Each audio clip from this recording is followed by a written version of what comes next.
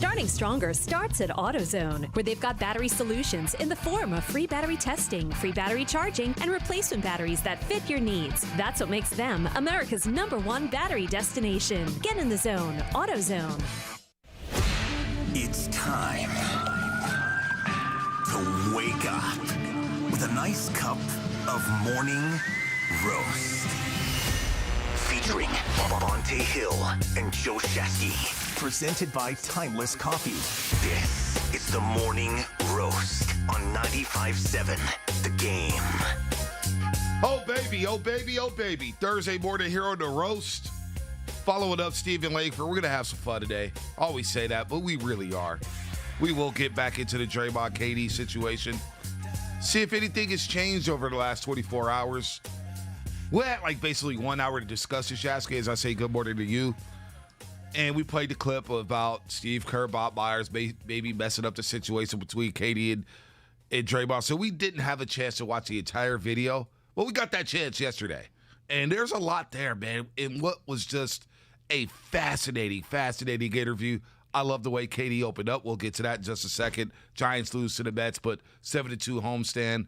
Trey and Jimmy down in Costa Mesa, scrimmaging the Chargers. It's a lot going on as we get closer and closer to the weekend. Absolutely it is. And everybody out there that's battling, some of the things that are going on with the fires again up in Northern California, our hearts go out to you. Hopefully we can provide some level of entertainment and maybe distraction in a good way. I mean, I can't stop thinking about what's going on in all these other areas. The air quality all throughout the Bay Area obviously suffering, but more importantly, people's homes and their lives and their livelihoods being affected right now. And we're over here just living the good life when it comes to Bay Area sports because we're very blessed and lucky. I mean, look, as crazy as Draymond was yesterday, it provides tremendous fodder. Tremendous fodder. And you had a lot of very interesting, I guess, perspectives on Kevin Durant that I want to break down at some point today. Yeah, we're going to do a lot of it. We're going to get back into our best Bay Area tag team because we got derailed yesterday with the KD Draymond stuff, and a lot of people had some thoughts on it. And I felt like it was split down the middle. Some people thought Draymond was in the wrong. A lot of people thought Draymond was in the right. They felt Draymond agreed on the situation. Some people felt like KD was right in the situation. The biggest thing after watching the entire 24-minute video via Bleacher Report, Draymond's new series, Chips, which, look, let's be honest, man. Draymond doing these interviews is good, as you just said, is good for us. It's good content during the slow month, and it has me even more intrigued on this upcoming season for the Golden State Warriors. But Kevin Durant, just to kind of vaguely go over the entire 24 minutes, again, I continue to be blown away by Kevin Durant's perspective on life. His perspective on life. The dude, really, when you listen to him, he's like, you know what? He's just a down-to-earth dude who goes through day-to-day problems like we all do, whether it's depression, anxiety. Kevin Durant goes through all that stuff despite how great he is on the basketball court. So we'll get into why he chose to go to State Warriors. I thought it was very interesting. He talked about, maybe this being the perfect fit for him, and it got me thinking about who are the perfect teams in Bay Area sports history. Well, automatically I thought about that Warriors team. I thought about the 89 A's that swept the Giants in the Bay Bridge series. I thought about two different Niner teams, the 94 team with Steve Young and Jerry Rice and Deion Sanders, and that stacked defense. And, of course, Montana's last Super Bowl ring when they destroyed the Denver Broncos. I thought that was him at his peak, at the height of his powers, that last Super Bowl run. But it got me just thinking about the greatness that we see here in the Bay Area on a day-in and day-out basis. We've been lucky over the last 20, 30 years to see some of the athletes that have come through this region, Shasky. I mean, and KD might be the most talented of them all when it's all said and done. I mean, if you look at just what he is within his own sport, what is he, top 10? Top 12? Wow. I mean, already. Right? He's going to finish top 10. You think? Absolutely. I do too. I mean, he's got to get another one, it feels like, because, when you get to that level, the great separator is the championships. I find him to be a very fascinating individual on a variety of levels because of his complications. Right. Some of my favorite artists, like Tupac is a great example, a very complicated individual. Some of my greatest actors, my favorite actors, are the ones that are extremely complicated. As brilliant as Daniel Day-Lewis is as an actor, he seems to be a very odd dude. I mean, let's be real. Like, he's an odd. You know who that is, right? Yeah, absolutely. Yeah. Absolutely. He's just Quentin very Tarantino weird. as a producer. Wait. You know, like. And a bad person, it seems like, for him. Yeah, but you're right. No, you're 100% correct. And I think that's what makes him, not that he's my favorite of all time. He's one of. But I just find him to be a very fascinating case study and individual, because I do think a lot of the things that how he views life and some of the ways he showcases his personality, it's quite relatable. No doubt. So we'll get back into that. Real quick, your thoughts on the Giants losing to the Mets yesterday. It was a bullpen game because Anthony DeSclafani injured his ankle there basically in the first inning, got irritated. He couldn't really push off. He exits the game. He said he's feeling a bit better, and it's probably day-to-day. But the bullpen did show up yesterday. The one problem is Jake McGee. And I don't know if it's a problem yet, but he does seem to be leaking some oil here down in the month of August, asking. I kind of raised my eyebrows yesterday. 1-0 game going into the ninth inning. He got a chance to get the sweep and finish a Homestead 8-1, and he blows a save. He blows a save, his fourth blown save, and it feels like 3 of them had happened in the last 2 weeks. And who's the guy starting off the inning? Pete Alonso. And another, again, a right-handed hitter. Like, this is the template to beat the Giants. Send up as many righties in the ninth inning as you possibly can. I wish they would have made a deal for a right-handed closer, to be totally honest with you. But this is what they've got. And he's done a pretty decent job. That was a game the Mets absolutely had to have. They're now 60-60. They're back in it. They were going to get swept in back-to-back series. They really, really, really needed that one. It's unfortunate loss for the Giants, but not the end of the world. The hard part is that you look in the rearview mirror and you got the Dodgers only three back. Here they come after they feast on the Pirates. Jake McGee. In the last 7 days here, we always love these last 7-day, 15-day splits here. Last 7 days, 7.36 ERA. 7.36 ERA. Last 15 days, 5.68 ERA. He's given up hits. Just think about the last 7 days. 3.2 innings pitched. 3 2/3 innings pitched, I should say. 5 strikeouts, giving up 3 stolen bases. Giving up a bomb, a yak job there. So 2 losses here. Jake McGee's got to clean it up, man. As you said, right-handed. Like, when do you start to think about maybe tinkering with the back end of the bullpen? Do you go Tony Watson? Even though we have only seen Tony Watson for a couple weeks now since he's been back from Anaheim, and primarily a seventh inning as a seventh inning guy. Yeah. Are you out on left-handed closers? Normally I am. You have to have blowaway stuff. John Franco, obviously Billy Wagner comes to mind. I mean, there's just 2 very great left-handed relievers. Aroldis Chapman, but all those guys had one thing in common, the plus fastball and multiple pitches to work off of that. Jake McGee, he's got a fastball, but it's not a plus fastball, especially not in this era. And Jake McGee also doesn't have a second pitch. Yeah. Like, that's the bigger issue for me. Like, the fact that he's a lefty isn't the greatest. It's the fact that he has no other pitch. And Bonte, what are you going to put Tyler Rogers in that spot? I don't think you can. Right? I don't think you can. Doval's interesting. You keep bringing up Camilo Doval. I don't know. It's too soon. It's way too soon. I don't want to put him in that situation there. I think you're just going to have to roll with this. You're going to have to roll with this. And here's the problem with putting Doval in this situation. Blowing a save in April and in May, it can affect the psyche. Right. You blow a save down the stretch in September or October, it could take years to overcome that. Now, it couldn't for some guys, but for some guys like Solomon Torres is a great example. How long do you think it took him to get over that loss on the final day of the year in 1993? I remember he resurfaced in Pittsburgh 5-6 years later as a closer. Time. He became a decent closer. He went to the All-Star game as a closer. He became, but it was like, wait, he's still in the league? How long do you think that took him?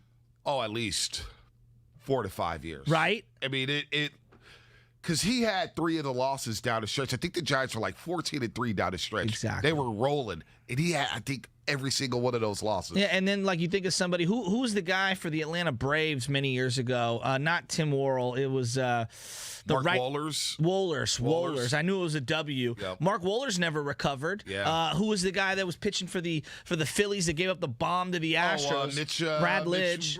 Mitch Williams, right? Well, no, Mitch Williams as well. No, Brad Lidge. Yeah, Brad Lidge took forever to recover from his particular, I was thinking the guy bomb for up. Game 6, Joe Carter. Felix Rodriguez for the Giants. He had some decent runs, but then in the playoffs, after serving it up in 0-2, he was unreliable and out of the league in a couple of years. So 0-2, and then the next year to the Marlins. It was horrible. It was bad. horrible. But if you build up that scar early in your career, for some guys, it's almost impossible to dig yourself out of it. So it's too much too soon. And I don't think he has enough quality outings to warrant it, to be honest with you. Our boy Gino in Vacaville, speaking about Doval, he's on the camp. He's on the same boat with you about him. Look, he does have the stuff. But, man, it felt like all that time in spring training. Now, with that said, we've seen some guys at a young age go close games later in the season. For sure. He will have a September. He will have this next road trip where they play the A's, which is, across the bay, which is a big-time Bay Bridge series. The A's trying to avoid the sweep in Chicago today. This is a big-time series coming up for the Bay Bridge series, the Giants and A's. And, of course, they go to Atlanta and New York. First at New York and then Atlanta, where the Braves, they've shocked me. After Acuna Jr. goes down, they've just stayed the course. Freddie Freeman and Austin Riley literally carrying that offense there. He's on fantasy team. Ozzie Albies. I mean, they've got ball players. They got some ballers, man. So they're making moves. They traded for Adam Duvall. I don't like their pitching, but you know what? They hit the hell out the ball. And right now the Giants are leaking oil, not only with this bullpen, but some of the starters as well. When you're only getting 5 from Gosman, you're only getting 5 and 6 from Alex Wood, and we don't know where DeSclafani's at. Johnny Cueto's on the IL. What's up with him? It is a bit concerning here as the Dodgers surge after winning 6 in a row. It's going to come down to that series against the Dodgers, right? It's going to be big time, man. I mean, that's going to be absolutely tasty and delicious, and I'm kind of here for it. I think baseball needs it. I think baseball is really going to lean into that. Look, the Yankees are catching the Red Sox right now on one coast. They have. I know it's been an unbelievable collapse by the Red Sox, and then you got obviously them making massive moves to go get Gallo and go get Rizzo. I mean, those are big time moves by the Yankees, and you have that on one coast, and on the other coast, Padres are fading, but you got the Dodgers and the Giants ready to collide. This is a great baseball season in general, and then you got Shohei Ohtani. He's hitting his 40th home run. Home runs. And the guy pitches 8 ridiculous innings yesterday, almost gets a complete game. In a game, he hits a home run in. I mean, what we're seeing this year is something we're going to talk about for 20, 30 years. I also think the A's and Astros. The A's have quietly remained 2.5 games behind the Astros. The Mariners are 5.5 behind the Astros. You got a race in the AL West as well, so it's been a hell of a baseball season, but I do want to get back into this. We got derailed yesterday with the Draymond KD stuff. We'll get to the Draymond KD stuff in just a second here, but we got the best Bay Area tag teams as we pay ode to SummerSlam Saturday. SummerSlam Saturday in Las Vegas. Best tag team matches. We'll talk about our favorite SummerSlam tag team matches on Friday, which is tomorrow, of course. But we didn't get past the first round. We got to finish up the first round here. Okay. We'll have results of the first round in about an hour here on the Morning Roast with Joe Shasky and Bonte Hill. But we got to get back into this matchup. And the next matchup we had, and a lot of people may frown upon this, but it's Jeff Garcia, T.O. against Posey and Bumgarner. First and 10, ball at the 37-yard line. Split back, set. Garcia going deep. Owens on this side, just makes the catch, touchdown. So Owens on the last play on the other side. On this play comes to the left side. 37 yards, a tremendous adjustment on the play, and the Niners have the lead again. And that's why you have Terrell Owens there, and you have to get him the ball, because it's plays like this. Springs that time didn't get his hands on him because he just gotten a penalty. He tried to get the hands there, and Terrell Owens just waits and then makes the perfect jump. What is that a pin? Yeah, he had a pen in his sock, and he pulled it out and autographed the ball. That's a first. Big damage here. And Posey launches one. Deep left field. It is gone. What a big moment and a big swing for Posey and the Giants. 4-1 on the grand slam by Buster. And there wasn't one person in this ballpark that wasn't thinking that that's what was going to happen. I mean, Garcia and Owens, people can frown at it. That was the last time the Niners had a Pro Bowl quarterback, and the last time they had a back-to-back, outside of Van Bolden, back-to-back 1,000-yard receiving 49er wide receiver. They were good. They had some years together, man. Great years. They were a second receiver away, I thought, from going to the next level. Ty Streets didn't do it for you? Ty Streets didn't quite do it for me. He did have some big moments, man, but T.O. with the Sharpie there, Monday Night Football in Seattle against John Springs, iconic, legendary.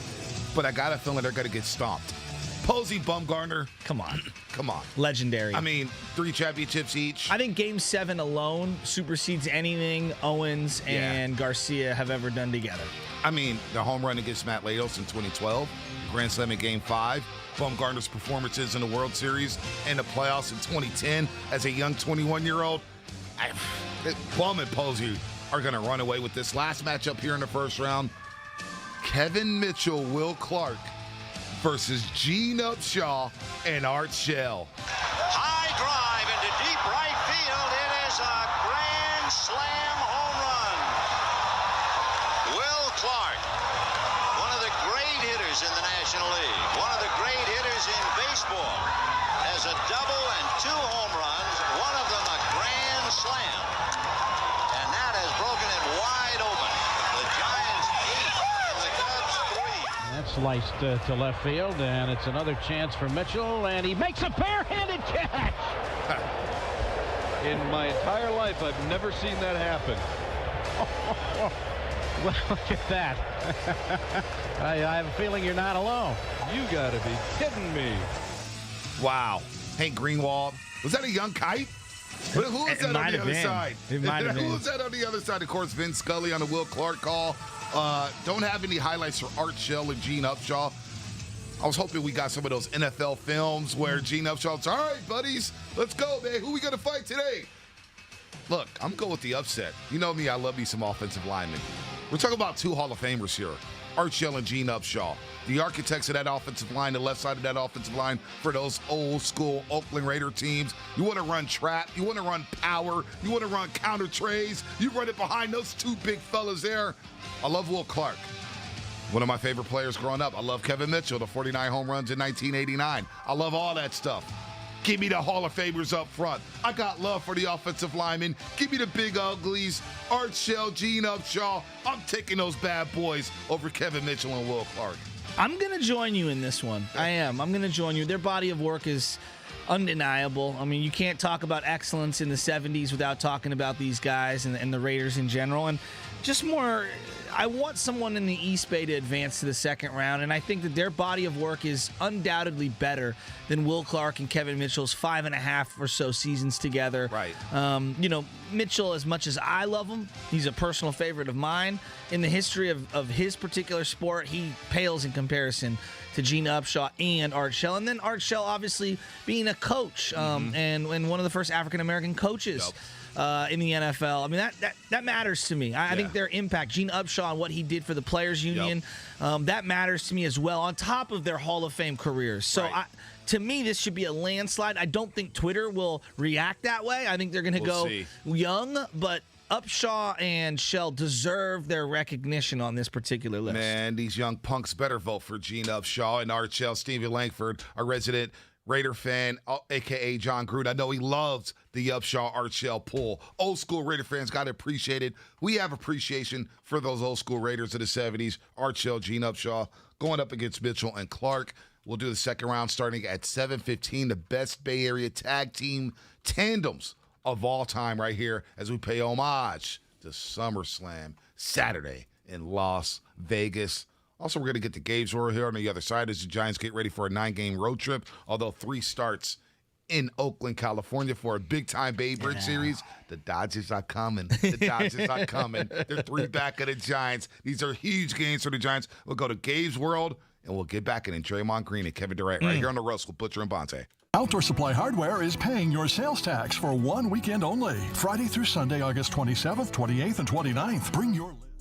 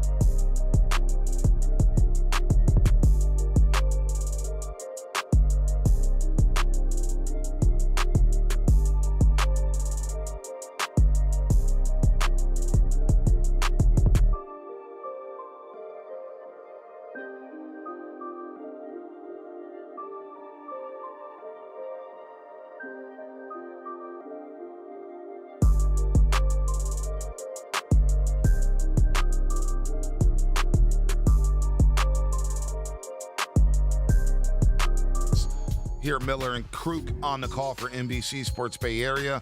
And what's coming up on the game brought to you by Outdoor Supply Hardware, Gabe's World in just a second. Brandon Crawford showing off with the glove once again as the Giants do lose to the New York Mets yesterday, 6-2 in the extra innings.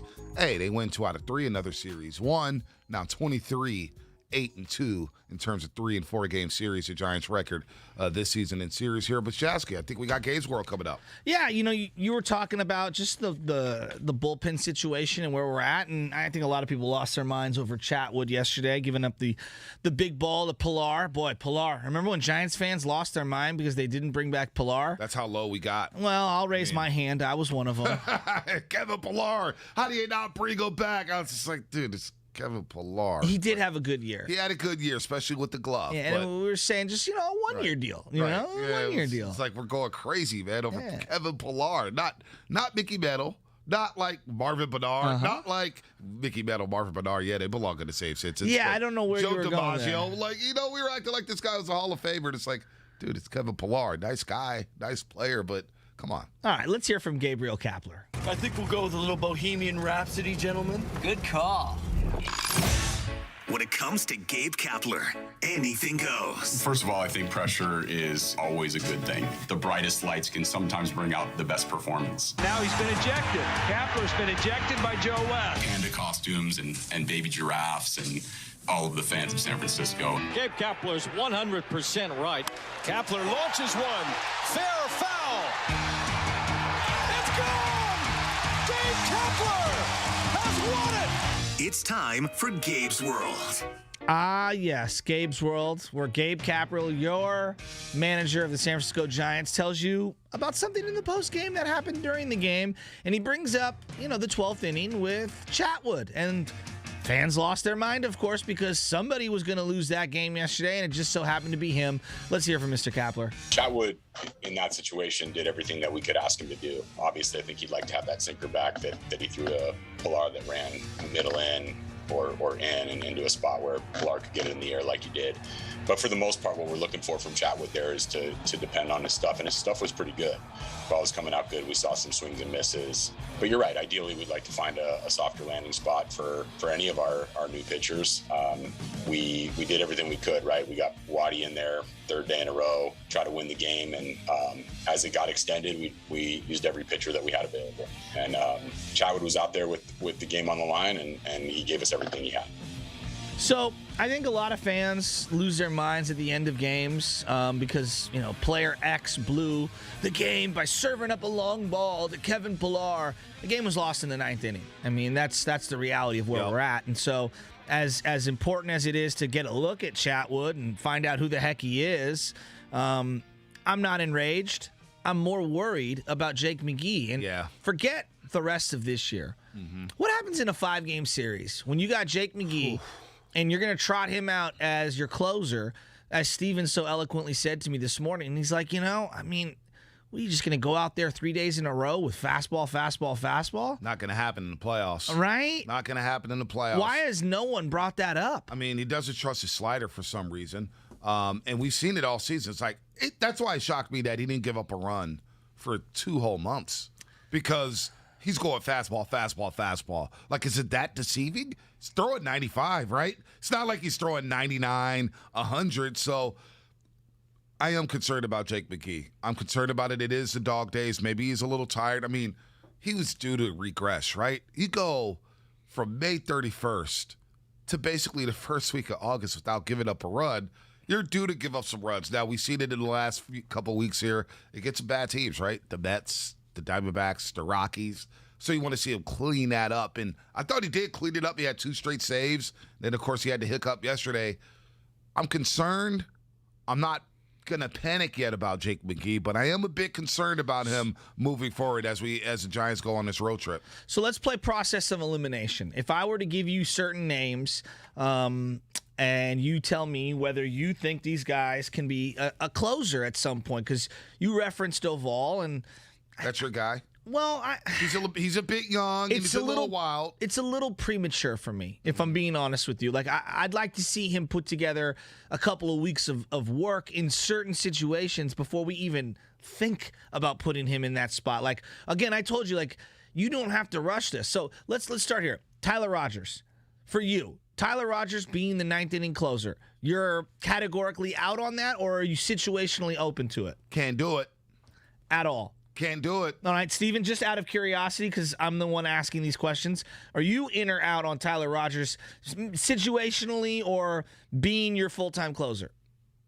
I'd have to go situationally. Okay. Can't do it. Okay. Can't do it. Mike Singletary can't do it. All right. Can't do it. Yep. What about Zach Littall? I'm intrigued with Littall. I think he can get the job done. I mean, it's a lot of pressure on the young man. 25 years old. Man, no, you know what? I'm going to have to back off this one. I can't go Littall. That's okay. Littall for you, Steven, when you look at it, what they got, obviously, is a 2.74 ERA. He's pitched in 44 games this year. He's got a couple of saves, 2 for 2 in his save opportunities. To me, he's more of a 6th, 7th, 8th inning right-handed. You're not going to go Rogers. I'm going to go to him, maybe get me out of a jam, get a ground ball, get a pop fly. What do you think?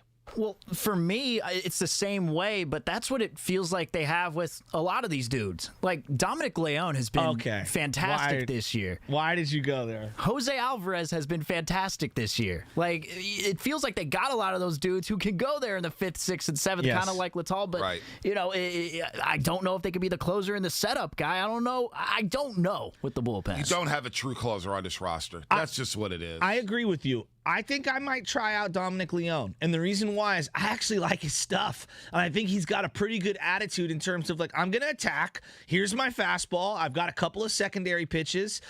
Again, he's not perfect. I'm not saying I do it every single game. I think he deserves an opportunity. You know what, though? I think once the Giants get to the playoffs, here's the deal about save situations. That could happen in the 6th inning. Exactly. It could happen in the 7th inning. It could happen in the 8th inning. And I think depending on the situation, that's where they're going to go. Like, I don't think we're going to see Jake McGee in the playoffs for every 9th inning. There may be a situation in the 7th inning where it's like, you got a couple lefties coming up. There's a couple runners on base. We got to go to McGee. We got to go with the guy who has got us the most outs at the back end in a true save situation. You may go, Tampa Bay is known for this, the Tampa Bay Rays. It's a who's who in the 9th inning. I saw Matt Whistler get a save on Sunday Night Baseball against the Red Sox throwing nothing but changeups. It is situational, and that's why I think either one of these guys, whether it's Littall, Alvarez, Rogers, Watson, McGee, it's going to be dependent on the situation. So that save could come in the 6th inning, it could come in the 7th, could come in the 8th, and that's where I think Kapler or Farha will get the game plan together. So I think it's going to be a who's who in the 9th inning come October.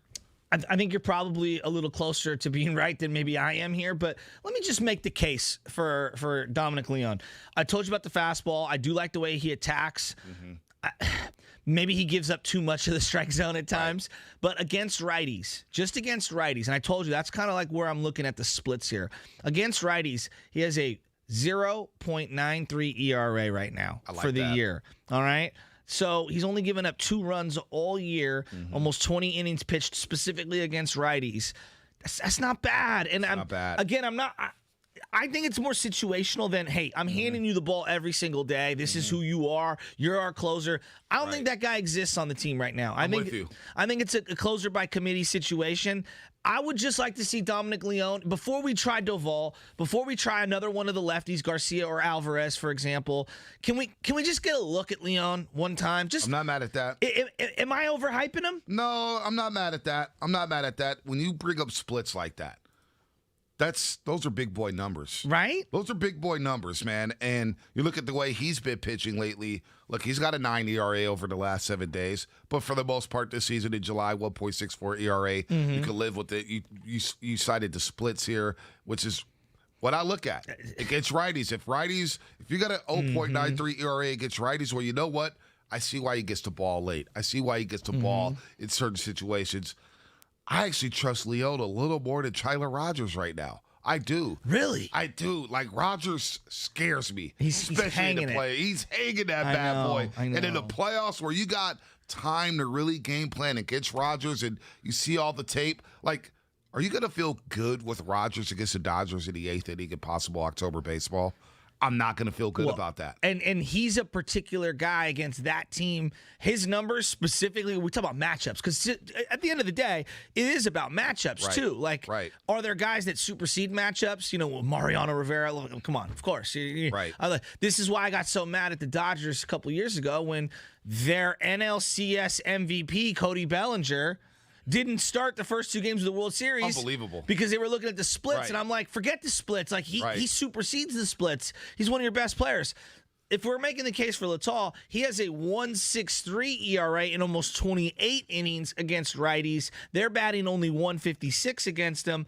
I think that the 2 of those guys should get an opportunity before we work our way to Doval. But I do think putting Doval in late game, higher pressure situations is something that I would experiment with. Again, I think it's situational, but I would try those 2 righties before I go to any of the other lefties. Let me throw something at you. Yeah. You're Dorn Jr. saying, I'm putting Maranta in as a closer. Reyes Maranta hasn't pitched in a long time. What about him? Or what about a guy like Anthony DeSclafani? Would you use one of your starters as a closer? Because DeSclafani, say against the Dodgers, are you starting him in a game? I'm probably not starting him against the Dodgers after the way the season has gone down. The Dodgers have owned him. But in the 9th inning in that series, middle relief, baby, do you pull a Lindsey Cook like you did in 2012? What do you do with I hadn't even thought about that, B. Like, I'm going to be honest with you. I'll be real. I have not considered throwing Gausman or DeSclafani into the bullpen in a situation like that. Mm-hmm. You know, last year when Gausman came on, I was like, maybe they experiment with him as a closer. But he became such an established starter. It's interesting. I would have to soak that in before I would be able to make an assessment. That's an interesting way of looking at it. I think I'd be reluctant to do that because I don't have another fill-in at the starter spot. You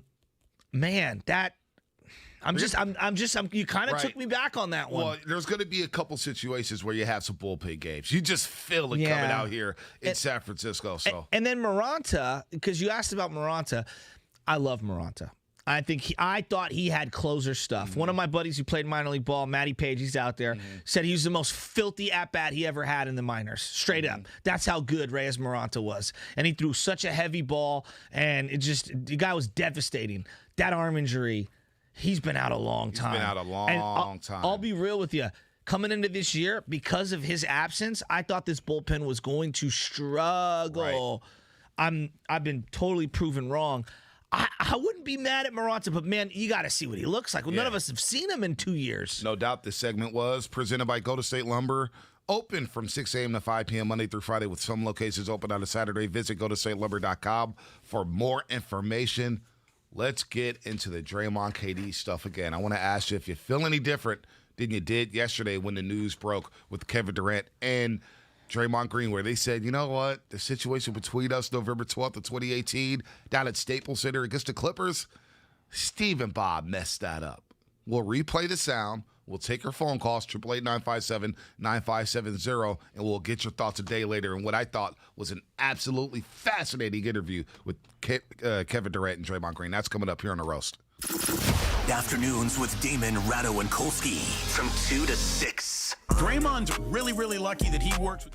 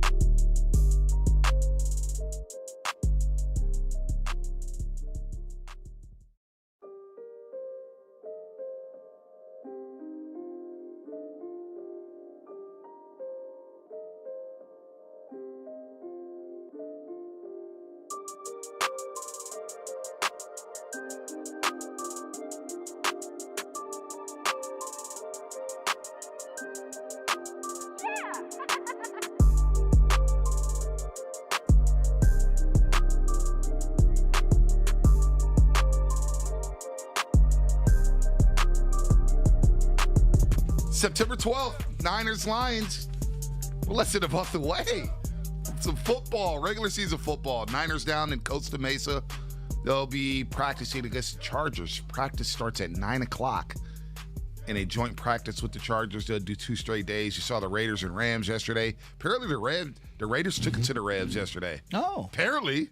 A lot of people saying the Raiders are out there starting fights, starting brawls. Oh. Of course, Richie Incognito was involved in one of them. Shocking. Shocking. Hunter Renfrow crossed up Jalen Ramsey. All right, Jalen Ramsey was pissed, and it made me laugh because Hunter Renfrow's like that dude, like, you know, in a lineup, you got that 8th batter, and you always want to be that guy that's last in the lineup because the pitcher might rate you. They might just throw you some softballs. That's exactly what Jalen Ramsey was doing with Hunter Renfrow. He had no idea what was coming. Hunter, what does it call him? Third and Renfrow. Third and Renfrow was balling yesterday, so much so that Jalen Ramsey sent out a tweet saying, don't believe everything you hear. Don't believe everything you hear. I'm still that dude. I'm still locking people up. Aaron Donald was involved in something of. I love these joint practices, man. I really do, man. It's really fun because you get off the bus, you hit somebody else for the first time. You know there's going to be some stuff going down between the Chargers and Niners. There's no doubt. I just wish that they would televise it. I know. Scrimmages are actually better than preseason games. I think you get more work doing the scrimmages because guys are out there banging. Now, of course, the quarterback is not live. You're still not going to touch the quarterback in these scrimmages, but I do wish they were televised too. Give me a little bit more. Give me a little bit more. You saw the Hard Knocks, Rams and Cowboys. And what was that? Oxnard, California looks like a little hood. You know what I'm saying? The grass looked like the tee box, at a Muni in the middle of the desert. I mean, it did not look good. The field did not look good. It did not look good. For a bunch of professionals, I would expect Jerry Jones to have better turf. Jerry Jones, man. We need more of him on Hard Knocks. I'm telling you, need more of him on Hard Knocks. I love how you have now pivoted to we need more of Jerry Jones after being so against him for so long. No, I love this. This is the evolution of Bonte Hill. No, well, I mean, Hard Knocks has been boring. It's been boring. Like, Zeke's a weirdo, man. Zeke's a weird dude. Why do you say that? Because of the nose ring? No, that stuff, whatever. I don't care about that. That's what the kids do these days, but... Like, it's just the personality, man. It's just like he's in his own world. Well, he's in his own world, man. And he is. It's just some of the things, the sideline demeanor and all that stuff. Like, I look into all those things. I'm just like, it's an odd duckling.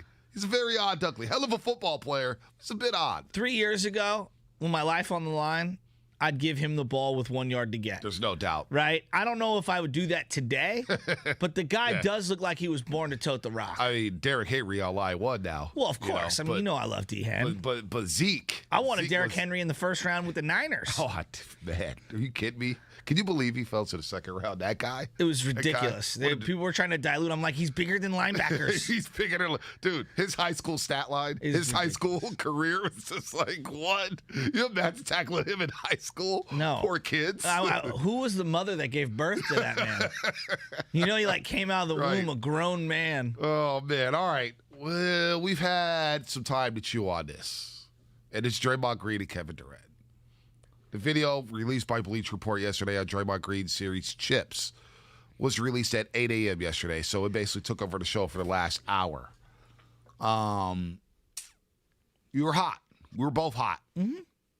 We were both hot because of the cut that we're about to play in just a second. And some of the fans were hot. Some of the fans were not. They said it's not a big deal. So do we still feel like that? Because there's layers that we didn't even get to on our show that I believe Steiny, Dibbs, and JD, and Damon Radokolski, and Cove and Coles at night, they all got to this stuff. We weren't able to, so we want to put a ball in this conversation. But how do you feel after sitting back, digesting everything that happened yesterday between Draymond and KD in this video? I think my biggest takeaway is the lack of accountability and self-awareness, which has been my word for the whole time of the last year and a half, where it's like, look, man, you're not perfect. No one's perfect. I don't expect anyone to be perfect. But when you make a mistake or you step out of line a little or you cause a little friction, have enough wherewithal to understand that it's okay to apologize. Like, you're not perfect all the time. I don't understand why Dray is so defiant and then just has to throw the management and the head coach under the bus right there. Like, there was so many ways it could have been said without being outright disrespectful and just being so dismissive of the humanity that is, like, Bob Myers and his relationship. Like, I just can't understand who he thinks he is at times. Well, so there's a couple things here. Couple things. I do agree that throwing them under the bus like that, I still can't get around that. I still can't wrap my head around that because I thought the whole situation started because of the actions that happened November 12th, 2018 at Staples Center. If you don't call KD the B word, if you don't get into it with them on the sideline before overtime, this whole situation, we're not talking about it today. It doesn't happen. But I do understand what he said about, and the way he said it probably it wasn't received well by fans and by us, but I do understand where he said the situation wasn't handled well by Bob and Steve and by the front office. I agree with that. It wasn't handled well. It was like, man, 3:00 p.m., let's suspend Draymond because he won't apologize. It's tough to just, I get how it is tough to just tell a grown man, like, hey, I need you to apologize right now. And I do understand where Draymond was coming from in terms of, let me apologize my way, or let me talk to Kevin Durant and work this out my way. I know KD, let me handle this. Now, there's a timeline, right? There's a timeline. You have a game the next day. You have a shoot-around the next day. It's a back-to-back. When does that happen? Because the front office, Bob and Steve are probably thinking, we don't want this thing lingering. Well, you suspend Draymond Green, and it lingers another week. So no matter what, people are going to discuss this because it happened on national television, so it wasn't going away. I'm not saying that they were wrong in telling Draymond Green to apologize right then and there, but it does feel like maybe they all should have got together that next day and say, hey, Kevin Durant, Draymond Green, let's get in a room together. Let's handle this right now and nip it in the bud. I do understand Draymond saying that. It's just how he said it that bothers me. If we were going to a counselor of some sort or some sort of therapist, they would say, there's credits and demerits with each individual that you have a relationship with. You either build up credits or you build up demerits and the pluses and the minuses, and people give you or extend you benefits of the doubt. Draymond, I think, is so delusional that he's like, it's all good, Bob and Kerr and everybody. And of course, I don't know, who knows how exactly it went down, but I got this. I'm going to handle this. And they're sitting there saying, Dray, your body of work screams, no, you cannot handle this. Right. Like, let's think of who Draymond is. And he's sitting here saying, you can't tell me what to do. I got this. I'm going to handle it. I'm going to reconcile the situation. Draymond, you're the same guy. You're the same guy that screamed and yelled at Steve Kerr in Phoenix, okay? Or where was Oklahoma City, where everybody had to, call security and whatnot. You're the same guy who has been teetering on the technical line for his entirety of his career. Mm-hmm. You're the reason, partly, why they lost the 2016 finals, on top of many other reasons, but your suspension and your ridiculous actions leading up to the Steven Adams thing. But let me say this, though. Him being suspended was a slap in the face to the Golden State Warriors. It was because LeBron James went up there, cried and moaned, and talked about this, where he baited Draymond to doing, and Draymond didn't even do it. He was just like, you walked over me, dude. Bonte, I get it. Draymond act. Green. It wasn't that act. I get it. It was the build-up. totality of what he did against Michael Beasley at the end of a Houston Rockets game. I understand which was already won. The game was already won, and he's just doing, this is my point. But he shouldn't have been suspended for the finals. Let's just be real. Okay, but he was. You know what I mean? Like, because of all the other things that you put yourself in a position to even be in that suspension. Was Steph Curry in that position to be suspended? No. When you amount the amount of technicals that he did, like, I agree with you fundamentally, that individual incident should not have led to him missing a finals game. Right. But all the other stuff that he did to lead up to that moment put him in that situation. To me, that's taking the onus off him. Again, what I'm getting at is his body of work screams, no, Dre, you literally do not have this. Like, you don't. We really can't trust you. I mean, at all. Like, we really can't trust you at all. So for you, the guy who started this whole thing, for you to say, You can't tell me what to do. I got this. I'll figure this out. Your actions speak louder than your words, and your actions and your resume has basically told me, no, you literally don't have this, and we do need to babysit you and hold your hand because we can't trust that you're going to get this done the right way. Like, B, if you're put yourself in Bob's shoes and you're sitting there, I hear you. Like, and he's like, I got this. What would you be saying to him? How are you going to do it? That's what I would say. So how are you going to apologize? Let me know how you're going to do it. Was that discussed in a minute 45? See, that I don't know. An hour 45 conversation? If Draymond went up to Bob and Steve and said, look, let me handle it this way, and this is what I'm going to say, or this is how I'm going to do it, and they disagreed with it, then that's one thing, right? Mm-hmm. What was said in that room? Because it sounded like the way it's perceived is that Draymond just wasn't listening to them and was like, look, I'm going to do it my way, and if you guys don't want to do it my way, then I'm going to laugh in your face or curse you out, get out of my face, and then all of a sudden he gets popped for a suspension. That's, I agree with the suspension on what happened, with the way everything happened and how things played out. I agree that this situation doesn't happen if Draymond doesn't call him the B word and says, hey, you know what, we don't need you. We won championships without you. I get all that. It does feel a little delusional. And there was a line crossed by calling out Steve and Bob and saying that they messed up the situation. But I do understand where he's coming from in terms of they didn't handle the situation well.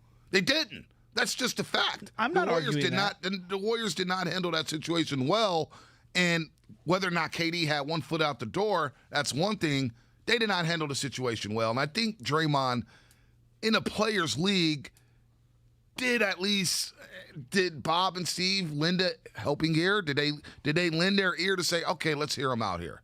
Or did he not earn that right after what happened down at Staples Center? You know what I'm saying? Like, did he at least earn that right to say, look, he did help us get KD here. He was one of the recruiters for Kevin Durant. Let's at least hear what he has to say on how he's going to try to rectify the situation. Like, I think that's a big loophole that nobody's getting right now. Who knows? B, I can't pretend to know what the conversation was like, what their counters to him were. Just hearing his, and again, I'm going off of this, so hearing what he's saying there, he's got his wife in the car out front, at least that's my interpretation of what he's saying. He's got his wife in the car out front, and they're talking to him for an hour and 45 minutes. I mean, I'm just picturing any, child in detention, like looking at the clock the entire time. Draymond never thought he did anything wrong at all. And I think that's the problem, is that he just can't read the room. He just can't. And I think that he lacks so much tact and understanding of how to at times showcase humility, even if you don't mean it. Like, even if you don't mean it, you got to just plow forward. And it's just... Is it on the Warriors, though? Man. Is it on the Warriors that they've enabled Draymond to be this way? Because it's all added up, and there's really been no consequence. Oklahoma City happens. Oh, I agree with that. He goes out there and plays and has a ridiculous stat line. He gets suspended in the finals. Well, you know what? It's all good, right? Like, he's been enabled to be this way. So at that point, what can you really expect? You know what I'm saying? He's built up all this stuff. They're at a point where there's no return. I totally agree. Like in any addictive, I'm not saying that this applies to here, but in most cases when there's an addiction or there's abuse or whatever, there are parts and people in the family that will be enablers. I'm not saying every individual. Right. So if we're using the family analogy to where we're at today, have the Warriors been an enabler of Draymond Green? Absolutely. I've said it to you for a long time, B. This organization walks on eggshells around Draymond, and I think at times it was warranted. It's not warranted anymore. Like, come on, man. Like, he keeps thinking he's in the Jordan category. They keep referencing The Last Dance. Dog, you're not even Rodman in this situation. Right. You're Horace Grant. And you know what happened to Horace Grant? They were like, we'll let you walk in free agency. So you think... And you are listening to 95.7 The Game, KGMZ FM and HG1 San Francisco and Odyssey Station. We'll play the clip from yesterday in just a second here. What if he does apologize? Like, hey, go apologize right now. Is that a sincere apology? You know what I'm saying? It felt like, after watching the full video and listening to Draymond Green, and look, I don't think he's right in saying what he said yesterday. I really don't. I don't think you could talk to a GM like that. I can't talk to my boss like that. Bob doesn't look at himself as a boss. He looks as a guy. He looks at it like, I'm working for the players. But you can't talk to people like that, right? You can't talk to the head coach. There's no doubt about that. But what, like, the apology itself right then and there, I kind of know. I understand where Draymond's coming from saying, you want me to apologize right then and there? That's not sincere. You may lose Kevin Durant even more with an apology right there. I think we're all hyper-focused on the deflection, which Draymond and KD want, which is your handling of the apology. Like, that's the big crux of this. No, it's not. The big crux is you two knuckleheads got in a fight on the court and started screaming at each other things that you wish you hadn't, or maybe you wish you had because you wanted that guy to know. Like, it was these two. You're blaming someone who had nothing to do with the origination of the fight. They are the superseers, if you will, of the work situation that's going on. What do you expect them to do? Like, I don't understand what's wrong. KD was wrong yelling at him. Dre was wrong yelling back at him. Yep. The two of them had a beef. This was management trying to step in and do everything they can to just make things somewhat breathable in the locker room. Like, at the end of the day, to me, this is KD and Draymond Green together simultaneously not taking any accountability for what they did. They did this. Not Kerr, not Bob. Now, did they handle it great? Kerr, Bob, whoever, Joe Lacob. I don't know where Joe Lacob was in all this. I don't think they handled it great, but it's literally these two. It's these two. No, it is these two. And they're not taking any accountability. But you know what? I understand what they're saying in terms of, like, they didn't handle the situation well. They just said it in a different way. They just said they bleeping messed this up. Let's play the clip. Here's a clip on what happened down in November 12th, 2018 between Draymond Green and Kevin Durant and how they viewed the episode down there at Staples Center. For my own personal sanity, because I've been getting my kicked ever since you left. So just for my own personal sanity, how much did our argument against the Clippers drive you to ultimately lead the Warriors? It wasn't the argument, it was the way that everybody, Steve Kerr act like it didn't happen, Bob Myers, and tried to just discipline you and think that that would put the mask over everything. I really felt like that was such a big situation for us as a group. The first time we went through something like that, we had to get that all out. I remember watching The Last Dance, and when Scotty didn't go into the game, the whole team in the locker room said, Scotty, that was f***ed up that you did that. We needed that. We just needed to throw all of that on the table and say, yo, Dre, K, like, that was f***ed up that we even had to go through that. Let's just wipe our hands with that and go finish the task. I don't think we did that, and we tried to dance around it. I just didn't like how all of that, just the vibe between all of that, it just made weird to me. And I'd rather us be who we say we are, family first. Communication is key. Like, we didn't show that, and that's what rubbed me the wrong way more than anything. When we landed back from L.A., I sat in Hazel was sitting in the car for an hour and 45 minutes. They pulled me in that room at Signature for an hour and 45 minutes, and they tried to tell me, you need to apologize.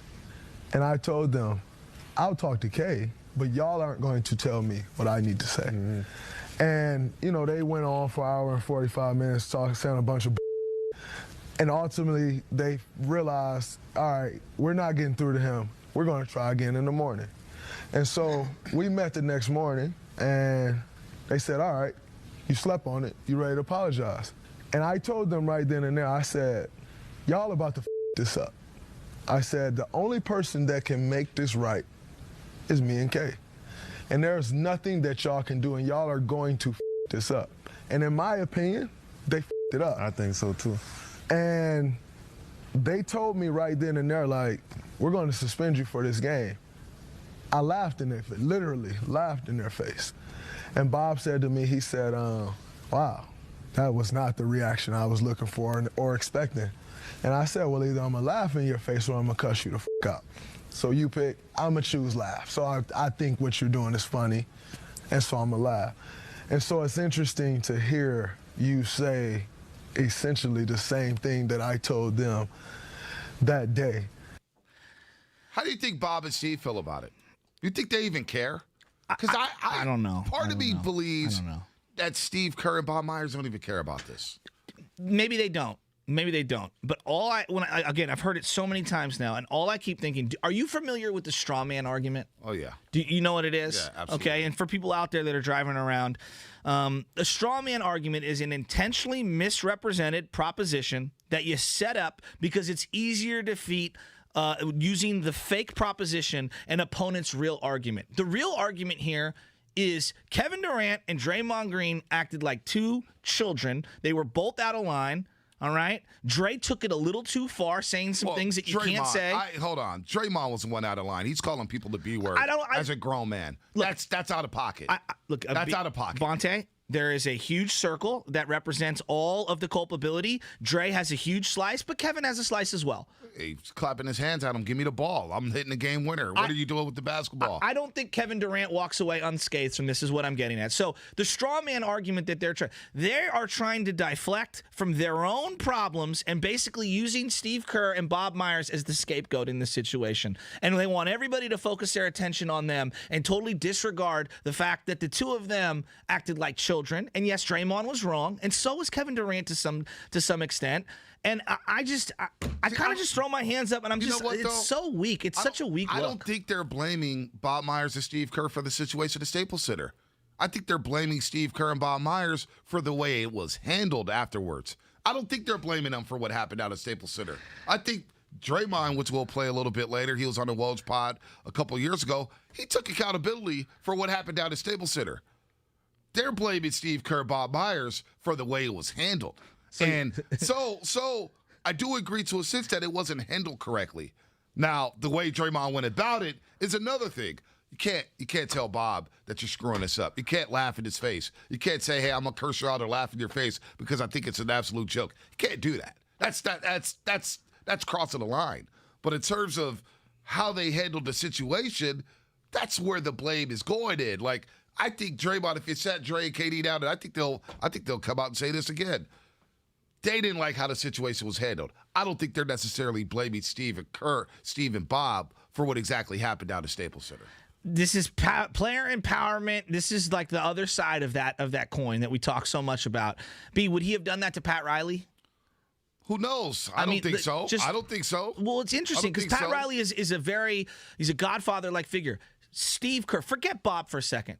The lack of respect for Steve Kerr. Steve Kerr's not just some dude, all right? This is a champion, an NBA champion, okay? Now, people could say he's not the greatest tactician, whatever, a basketball lifer. If Steve Kerr can't command an ounce of respect, man, I'm really sad for where we're going as a society. Like, Steve Kerr, you can't even respect Steve Kerr and his basketball opinions, a guy who's been in arguments with superstar players. So you think that's a lack of respect? Yeah, I think it's a really bad look. I do. Draymond, like, I'm going to laugh in your face, not even listening after having time to reflect. That is a bad look. Again, to me, I go back to strawman. I don't disagree with that. I think it is a terrible look. It's a terrible look. I don't agree with that. But I understand, again, that where they say this wasn't handled the best way. And I kind of think they messed up the situation by trying to force me to apologize and kind of dance around and say, hey, let's apologize and let's move on quickly. That wasn't going to happen. That wasn't going to happen. You know what I'm saying? Like, you apologize. Like, how many times you apologize to your little brother, you don't even mean it? You know what I'm saying? You get into a fight with Deli Boy, and you're like, oh, man, but you know your what? dad's like, hey, apologize. You don't mean that apology at first. It takes time. Agreed. But, Bonte, you do it so you could finish dinner. Like, you do it so you could finish dinner and then move on. And then over time, hopefully you can repair the relationship. But how fun is that, walking on eggshells? Doing that. Look, means nothing. They're walking on eggshells, irrelevant of whether he apologizes or not. Right. Because the way I'm looking at this, man, look, you got an unbelievable prima donna in Kevin Durant, who's never happy, and on the other side, you've got Draymond Green, who's just a bully and completely delusional and has never taken accountability.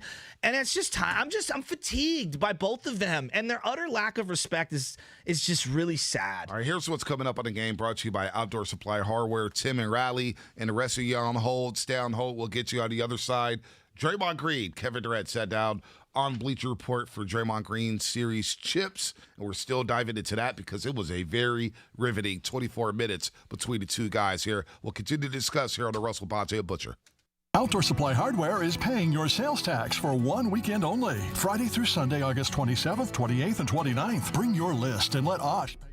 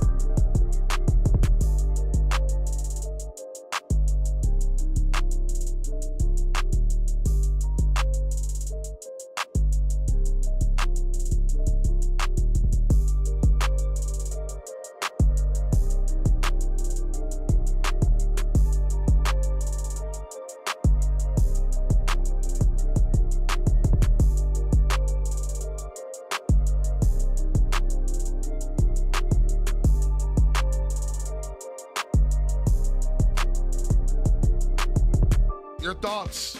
Your thoughts as we dive deeper into this interview. 24 minutes on the series Chips, hosted by Draymond Green on Bleacher Report. Where are you at with this, Warrior fans? 888-957-9570. Your calls in a second. Is this the straw that would break the average fan's back on how they view Draymond Green? I think so. Why? The totality of everything that's happening, plus the performance on the court. It also has to do with on the court. When the guy's not hitting threes, he's shooting less than 30% from three. Mm-hmm. You think about the floater that went off the side of the backboard or off the left side of the backboard against Memphis in the winter play-on tournament game at Chase Center. We think about some of the things that happened, getting kicked out in Charlotte with no time, basically with 10 seconds left in the game, not taking a shot in Orlando. It's all that stuff that maybe is, and then you hear this where it's just like, all right, now you're taking shots at Steve and Bob, and you're basically saying they messed things up. Now, I understand where you're coming from, but it's the way you say it, right? It's the tone in which you say it that I think is bothering people. And they're like, you know what? Get him out of town. Don't you think we've hyper-focused on just the apology portion? And it feels like, to me, now everyone is in this big argument as to whether you could tell a grown man to apologize or not. And right. It just, to me, that's the misdirection in this whole thing. That's the straw man part of this. Look, that's an element of everything that went down, and I don't agree with forcing someone to apologize just for the sake of apologizing. But the crux of what the problem here is that Draymond and Kevin Durant clearly didn't like each other. Right. They spot off on each other in a public forum like that, and it had to be addressed at some level. Now, we can quibble with how they went about it as the Warrior Brass. I guess my other takeaway from that is, where was Joe Lacob in all this, and should he been involved at some level? Maybe he was involved. I don't know if he should. I don't know if he should. I don't know if he was involved or not. As the owner of the team, I think he knows about it. Yeah. I mean, so much so that they gave Draymond Green a contract extension the next year. He got a $100 million contract extension the next season. So Joe Lacob had to know about it. I think he was involved. He's involved in everything. So why now? Why now? Why would you come out with this right now? I hear Draymond on the front end. Don't you like it, though? It's been 3 years since the incident happened, all right? There's been time apart. They were at the Tokyo Olympics together. KD's now in Brooklyn. Draymond's now here with the Warriors. There's been time. And Draymond said, look, I'm getting killed on Twitter. Let's settle this now. Face-to-face, on camera, for the fans to see this. For the fans to see it. Haven't you been wanting to know, what really went down at Staples or how they both felt about each other? After that, I have. And I'm actually glad that they sat down and talked about it. Yeah, but did you really get the resolution that we what we got was something totally different than what you were expecting? Yeah, I was expecting the unexpected between these two. Don't you expect the unexpected between Kevin Durant and Draymond Green? I expected them to point fingers, and that's exactly what they did. I don't know if they pointed again. No, they I don't did. know if they pointed fingers. They just said they messed up the situation on how the apology went down. Because here's what Draymond said a couple years ago on Woj's podcast. I just had to accept the fact that I was wrong. And once I was able to get over my stubbornness and accept the fact that I was wrong, I was able to move on. But it's like one of those things in life that, you hold on to this one thing and they tell you need therapy and you're like, oh, I'm fighting. You're like, oh, I don't need no therapy. I can do it on my own. And that one thing holds you back from whatever it is you're trying to reach. I had to just have a deep talk with myself and you were wrong. And what they did was actually the right thing. Do I think it could have been handled better? I think there was other ways to handle it, but nonetheless, something had to happen. That's the key for me. I knew that I was wrong. It took me time to accept that. Yet, I do think there were some things that could have been handled differently. And they're basically saying the same thing in this clip. Yes, but it feels more salacious in terms of I laughed in his face and I was going to cuss him out. Why the change? So he did that with Wojnarowski how many years ago? That was a couple years ago. So then why so defiantly? Again, I hear you on time and wanting certain things to, come out and whatnot. Draymond Green's still a part of the organization. He still has to have some amicable working relationship with Bob Myers and Steve Kerr. Whether you want to say it's management or their partners, whatever. I'm not sure in this day and age. I'm not even sure what the delineation is amongst a head coach and star players the way it used to be. It's totally different in the NBA. But like I just for what? Like what was Dray hoping to get out of this other than to validate that he's not the one that did this? You know what he wanted to get out of this? You to view the video. You to click on a clip.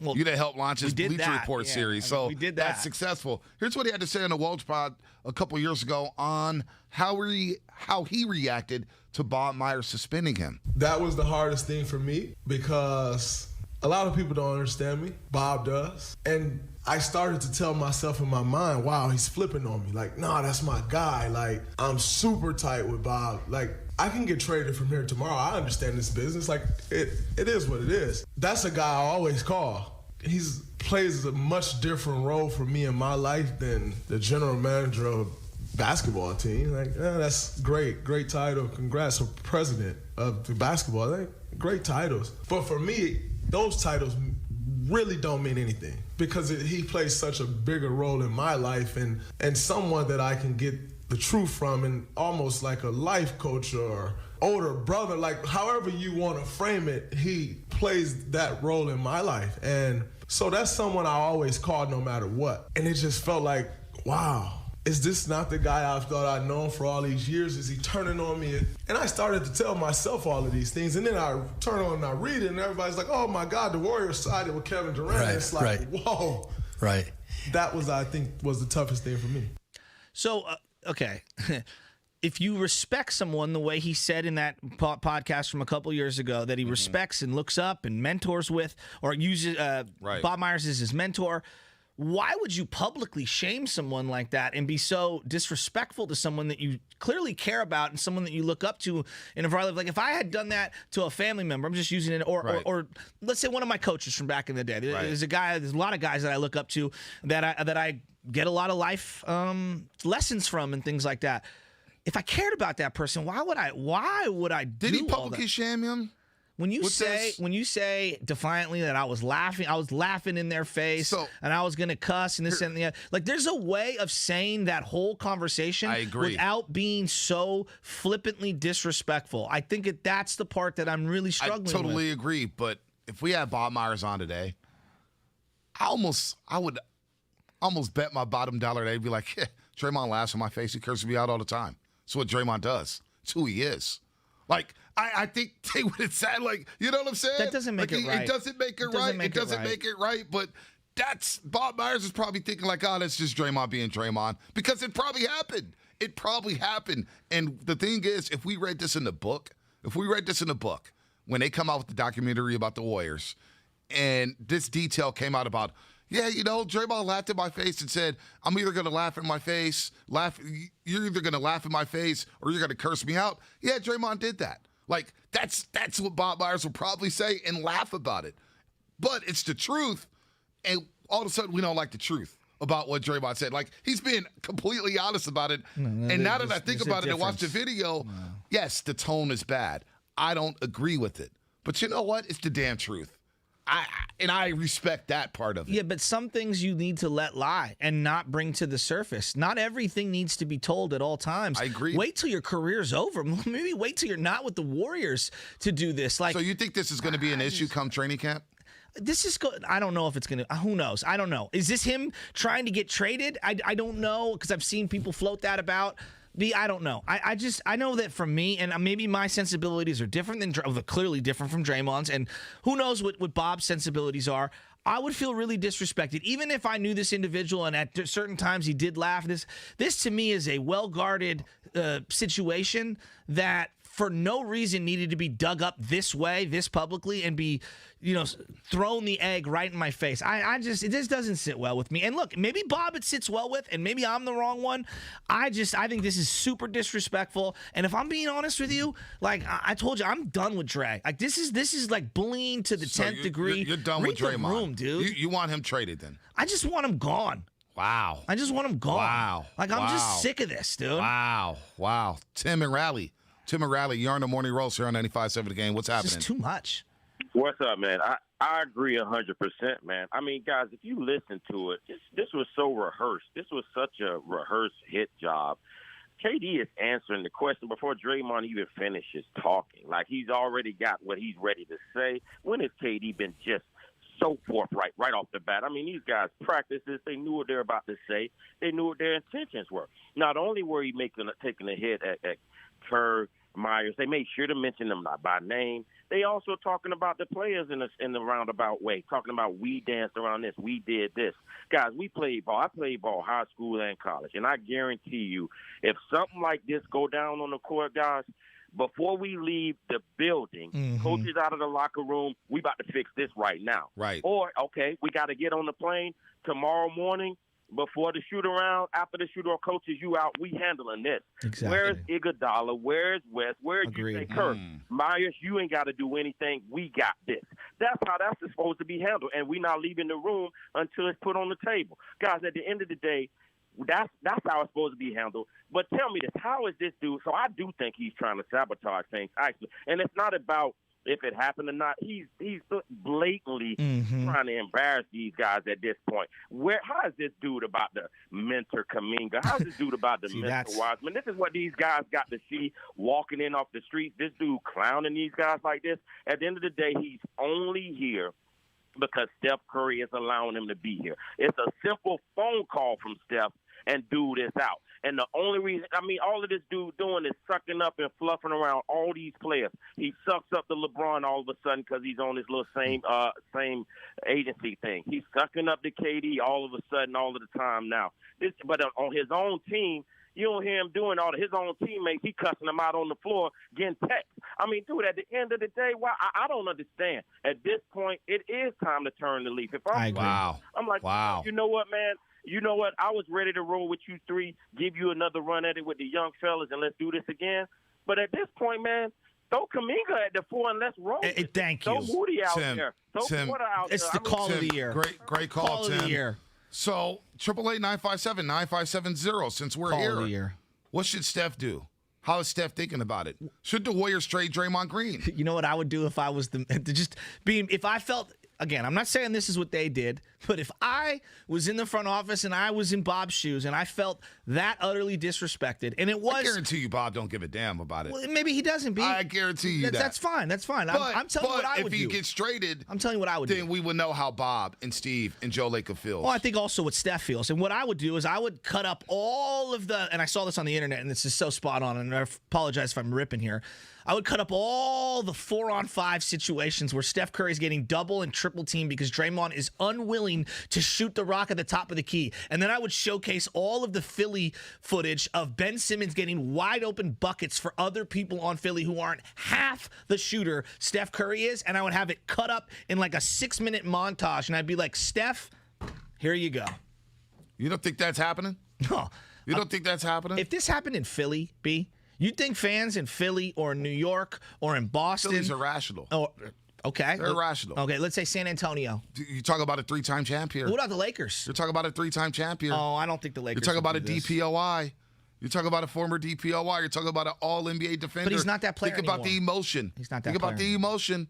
He hasn't been without Clay. This is a big deal. Theo, Highway 80. What's happening, Theo? You're on the roast. What's going on, fellas? You know, I put this all the way back to elementary school and how these kids, you know, how they grew up, man. These guys been spoiled their whole lives, man. They millionaires. You know, players get coaches fired. Players run the league, man. You know, what was I doing in November 2018? All that is history, man. Yep. You know what, man? These guys went to the Olympics. They balled together. These guys are just ballers, man. They just glorified millionaires, man. These guys got, you know, and if Bob Myers and all them let them do it, it's going to continue to happen. But if you talking about getting rid of Day-Day, man, you're tripping. You're tripping. Day-Day runs this whole team, man. You want to point out all the little things that he did along the way. What about all the big things he did along the way? You know, he contributed to championships. You want to get rid of Day-Day? I'm ready to get rid of you on the radio. I don't really like how you get down. So that's my take on the whole thing, man. Thanks for letting me chime in. Absolutely, Theo. Good call. Look, this segment is presented by Golden State Lumber. Open from 6 a.m. to 5 p.m. Monday through Friday with some locations open on a Saturday. Visit GoToStateLumber.com for more information. And that's where some of the other fans sit here. They're saying, we don't win championships without Draymond Green. And they believe there's still some of that magic left in Draymond Green going into his 30s. Now, we could all disagree with it. I think there's some things he needs to fix on the floor. I like to see him throw up more threes because I do think he has the ability to hit that three-pointer. They're warm-up threes that he's getting on the floor. You can't unsee that at all, whatsoever. You can't unsee that. But like Theo said, there's some great things he's done for this organization. And the Warriors aren't the Warriors. Like, it's Steph. We all agree Steph is the culture. He's the guy. He's the straw that stirs the drink. But Draymond's right there, man. Draymond's right there. No one's saying that he hasn't been a great player. I'm saying he's clearly a depreciating asset. He had a good year last year. You have an opportunity to get finalist for DPOY. And you know who was? It should have been the DPOY is your guy Ben Simmons, who was sitting out there, who had more points, averaged more assists, or about the same amount of assists, created more three-pointers than anyone, better perimeter defender. Like, if there wasn't a like-for-like player to swap out right now, literally dying to get out of Philadelphia, I don't think that we would be having this conversation the way we are. But I'm telling you right now, man, I would make the deal for Ben Simmons yesterday. Steven, I want you to look at YouTube and Twitch. There's a lot going on. I can't even keep up here. It's moving around like a slot machine. Let's go to Robin San Bruno. Robin San Bruno, you're on the roast, man. Long time no talk. What's going on, fellas? Look, man, check this out, man. I've never been a big fan of Draymond as a hooper. If you can't get buckets out there, you shouldn't be talking as much. He's talking like he Michael Jordan, Shaq, Kobe, D-Wade, LeBron, and them, Kevin Durant. At the end of the day, them two cats are two emotional cats that had emotional conversations. Ain't nobody giving Draymond $27 million, no other team. I don't know why he disrespect that man like that. You had to call them people out. You could have just said something. You had to call them people out. At the end of the day, I'm getting rid of dude. At the end of to me, he's not worth the NBA is easy to score now. This dude struggled to score 10 points, and he talking like he getting 30 a night. Like, stop it. Day-Day. Get up out of here with that nonsense. Grown-ass man named Day-Day. Look, check this out, man. It's time for him to go. He not that good anymore. Wow. Let's put how gurus say, let's put the rat on the table. This is a league, and he can't get a bucket. Wow. He cannot get a bucket. And this team was built off two people, the shooting, Steph and Clay. That's what it's about. If you remember the first time they went to the playoffs against the Denver, when they beat Denver and took Spurs to 6, Draymond wasn't getting no PT. He wasn't getting no minutes. So let's not act like he just came and he steers it. No, he plays his role. He does the dirty work. That's what weak people do when they can't score baskets. You do the dirty work. Mr. Ford knows this. If you can't score, do something else to help your team. Wow. He's right. Wow. Emphasis on the dirty work. You got to do that. That's why you're in the league. So play your part. But he's talking like he's Michael Jordan. You ever seen Temptations? Thanks for the call, Rob. The legends are coming out this morning. Thanks for the call. The legends are coming out. Well, I mean, so that's where we're at now. Get rid of Draymond Green. Is this the straw that broke the camel's back for you? You want Draymond gone now. It's not that he can't contribute, and it's not that he can't, still help a team, and it's not that he's not still really good. This is the law of diminishing return. I just don't want him around here anymore. Like, I'm sick of everything. It's all too much for me. Damn. And to me, all of the extra overweighs the really good that he brings to the court. And I can get somebody who I think is younger, more dynamic, and can help this team develop into the future and has a contract that's a little longer than what Draymond Green has right now. You're getting a guy 5 years younger who's a better perimeter defender who can help you in the West. What about the playoffs? What happened? I'll conquer those mountains when I need to. And you got to climb up the mountain first. Also, I think we're underestimating, too. Look, Ben Simmons is a hell of a project. I brought up the hypothetical trade a few weeks ago about Ben Simmons. Would you do it? And I see a lot of calls. They're tired of Draymond Green. This is unbelievable. Unbelievable. But that dog that he has in him, those intangibles that he has in him, that helped you go to 5 straight finals. You think that guy's gone? Is that guy gone? No, I think he can give you elements of that. I'm not saying that he's completely, but he's not the player he was in 2015, 2016. Those numbers, they have been dropping off offensively like off the cliff. I mean, cliffhanger. What was the guy's name? Steven Stallone. Cliffhanger was Sylvester Stallone. Sylvester Stallone. Yeah, that's Dre's offensive game. So, okay, I get all that. I'm throwing out 2 years ago when they won 15 games. I'm throwing that out the window. To me, I'm throwing that out the window. It's fair. The team was bad. Last year, I do have an issue with the points. because when he was aggressive, when Draymond scored 8 or more points, the Warriors were light years better. But that's all you need from them, 8 to 12. You know what I'm saying? You got Wiggins giving you 20. You got Steph giving you 30. And when Klay gets back, you're hoping he gives you another 20. I don't need 25 a night from Draymond No Green. one's saying that. No, nobody is saying that. I didn't say you were. I'm saying hit a layup when your season's on the line. I agree. I agree. People thought so much of Draymond Green that the sea parted like the Red Sea, like he was Moses, and he hit foam on a game-winning layup. But yeah, no doubt. That's all fine and dandy. We all watched the game together. But Ben Simmons also gets the same treatment. Ben Simmons gets the same treatment. And now when Ben Simmons goes to the rack, you know what players are going to do? They're going to foul the hell out of him. And he's going to go to the free throw line, and he may shoot you 40%. Like, you would take 40% right now from Ben Simmons after that playoff run. You're telling me in a vacuum, Draymond Green's a better basketball player than Ben Simmons? They're the same to me. No, Ben's better. They're the same to Ben's me. better than him. Is he better for this team? He for this is. team, is he better? B, you're in the West where you have to guard so many unbelievable perimeter players. He is the most dynamic perimeter defender in the league on a team that needs He won't even shoot the damn ball. You want to talk about getting buckets? He gets 16 points a game. Hey, you want to talk about getting buckets? That's in the Eastern Conference. And I also the Eastern think Conference is a lot weaker than the Western Conference. And Bonte, this guy gets to the rim and can finish. And here's the other thing: it's the seeing Eastern what Conference. I did with the reclamation project that is Andrew Wiggins. I actually think him coming here would be the best thing that ever happened to his career. Maybe, but this guy won't even shoot. I'm not saying he's perfect. He won't even shoot. B, I'm not. He's not perfect. Won't even shoot. B, he's not perfect. I would rather take the next 5 years of Ben Simmons than the next 5 years of Draymond. I hear you. I mean, I respect that. I would too. He's already 31. I mean, duh. Well, Ben Simmons is 25 years old. I mean, hard decisions have to happen if you want to win another championship. Let's go to Robin in San Francisco. Robin, what's happening? You're on 95.7 The Game. Hi, you guys. Shasky, I wholeheartedly agree with you. So, guys, just give me a little bit of time here because I'm through with Draymond Green. I like to see him gone. The disease of me crept in a long time ago. He's becoming a cancer on the team. I would trade him in a heartbeat for Ben Simmons, even though Ben Simmons is the main concern I have about him is that he's been the same player since he's left LSU. Will he evolve? Can he evolve? Will he will he allow himself to evolve? That's the only big question I have for him because he can do what Draymond does is much more. Never think in life that Robin, no one is indispensable. Hey, Robin, not to cut you off. Robin, not to cut you off. You know what sticks with me about Ben Simmons is when a guy like Stephen A. Smith comes on these airwaves and says, Ben Simmons don't love the game. At least I know Draymond Green loves the game of basketball. Ben Simmons, you hear that over and over. Here's the deal, Bonte. No one in life should ever think that they're not indispensable. Fans should not think they're indispensable. And the Warriors have allowed this guy to think that he is indispensable and he can get away with stuff. His arrogance has gone to a whole different level.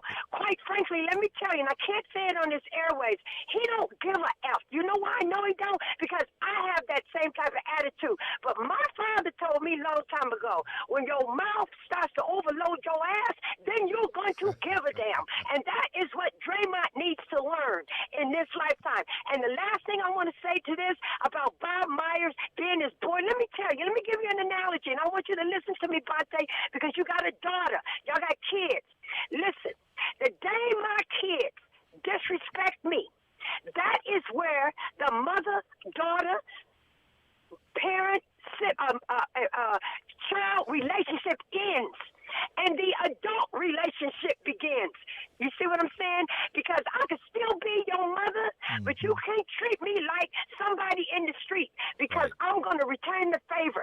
There are many aspects to a relationship, and you just don't disrespect it. And that's what he has totally done. I want him gone, out of here. He's a cancer. Peace, guys. Wow. This is unbelievable. B, she makes a lot of really good points. No, she did. Robin, that was a hell of a phone call. It's a lot of great been a lot of great calls so far. A lot of great calls. Can I be honest with you? Like, because we're focused on Draymond. Right. I'm watching these two on that stage there, Kevin Durant and Draymond Green. I thought Kevin Durant was really good. No, I know, but on this topic, not the whole thing. I'm talking about this topic. God, it was so spoiled and like no sense of the real world and how to treat people. See, I disagree with that. That's the part I disagree with. They took this one part, all right? This one part where they said Steve and Bob didn't handle it the best way. And if you ask any beat writer, we'll have Nick Friedel on a little bit later. We'll have Rick Barry on at 8:15. Nick Friedel, I believe, 8:50. The Warriors didn't handle that situation great. That situation was botched. Now, there's a lot of variables to it, right? There's a lot of elements here. Draymond apologizing, doesn't want to apologize. Well, how about we get Draymond and KD in the same room? What if that didn't happen? What if they didn't want to be in the same room together? Where was Iguodala? Where was David West? Where was all these guys to get these guys together? We don't know. The situation was completely botched. But I do think the way they treat people, at least Kevin Durant, treats people with great respect. Great respect. Now, a lot of people will say, well, the media, he doesn't talk to the media well. Well, I got a cut about the media where Draymond, because we've seen with the media these days, a lot of people think they know the game more than these basketball players. We're not talking about the media. And we're not talking about I'm that. talking but about, I think that's where people think that Kevin Durant doesn't treat people with respect. No. I'm talking about specifically the Kerr, Bob Myers. Look, if you hate that guy so much, just leave it alone. If that's what you truly feel. What I've learned in my life is what positive comes out from you flaming someone. Let me ask you this: that you don't like or that you don't have a relationship with. To me, it was a lose-lose for them. Let me ask you this: You think Bob Myers? Do you honestly think Bob Myers cares, or do you think Bob Myers knows this? Has this been discussed? Because if Draymond laughed in his face and disrespected him like that, why did the Warriors give him $100 million? The next season. Bonte, Why is he part of all the draft process? It's a great question that I don't have an answer for. Why is he texting Bob Myers saying, hey, Moody, hey, Kuminga? Like, he did. But you're acting like it's all or nothing. It could be levels to this. No. He could feel a lot of disrespect, and he can also simultaneously feel, man, you know, as much as this guy disrespects the hell out of me, we really need him. Like, I think you're making it like it's one or the other. I think it's really layered and complicated. No, I'm not doing that. We're breaking down this layer here where you saying that Bob Myers and Steve Kerr got disrespected. They did. Well, if they did, why did they give him a $100 million contract extension? Because I think they were painted into a corner. No. At that point, Draymond already had cursed out Steve Kerr in Oklahoma City. No doubt. He already got suspended in the NBA Finals. He already got into the rift with Kevin Durant. And don't you think the Warriors at that point still think they had an outside shot at re-signing Kevin Durant? Don't you think they said, man, we got to protect a superstar who is thin-skinned in Kevin Durant? Kevin Durant, we know is sensitive. We know Kevin Durant is wandering with his mind. He's a weird cat. I'm not going to say Kevin Durant's weird. He's more down to earth, which people take as being weird or whatnot. We got to protect Kevin Durant. This is a bucket getter. He's one of the top 10, 15 players in the league. So we got to do something to satisfy Kevin Durant. If they knew that Draymond was disrespectful at that point, why give him $100 million the next year? I make so many moves in my normal life that are conflicted, and moves that I make where I have to compromise certain moralities and beliefs to be able to. Gone. At that point, you could have watched their You're hands asking from both me the guys. question, and I'm telling you what they're probably thinking. Is they're saying, I'm willing to sacrifice my face because I understand that the greater good is keeping this guy around for the team. But there does become a time where I'm not willing to compromise that. I'm not willing to compromise my own integrity and my own moralities and how I'm viewed around the league. Like, again, it's not either or. I think there's many little nuances and degrees to this. And I think at the time when they gave him the contract, they were saying, well, the greater impact is him on the team as opposed to the negative impact that I might feel selfishly or personally or disrespect around the league and how I'm viewed. Like, I'm willing to put that to the side. I'm saying for me and where I'm at, I wouldn't be able to do that. And Bob's a bigger man than I am. I would feel ridiculously disrespected. And if I was Steve Kerr and I had been in the trenches with this guy for a long time, I'd be like, come on, Dre. I've been in the league for 20 years. I've been an executive. I've been a player, a high-level player. I've won championships as a coach. I came here and I gave you the best years of your career at times.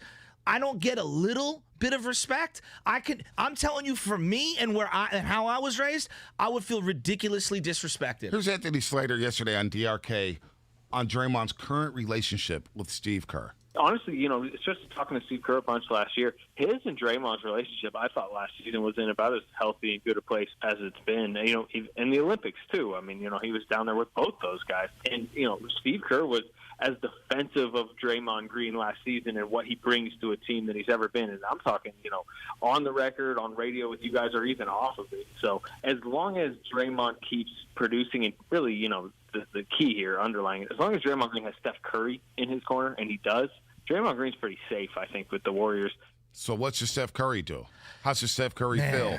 Let's go back out to the lines here. Robert in Lakeview. That's the most important question. Yeah. How does Steph Curry feel? Because I can feel however I want, and if Steph demands that he's here, then he's here. Robert in Lakeview, what's happening?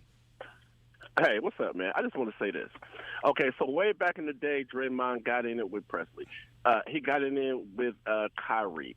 He stepped over LeBron James, cost us the championship, even though, luckily enough, it turned out for us to get KD after that. Then he got into it with KD. This last year, Steph Curry played his brains out. You could tell the dude was tired, not getting no help from him. He cost us 3 games that we definitely needed at the end of the season. When are we going to stop letting this dude cost us and cost us and cost us?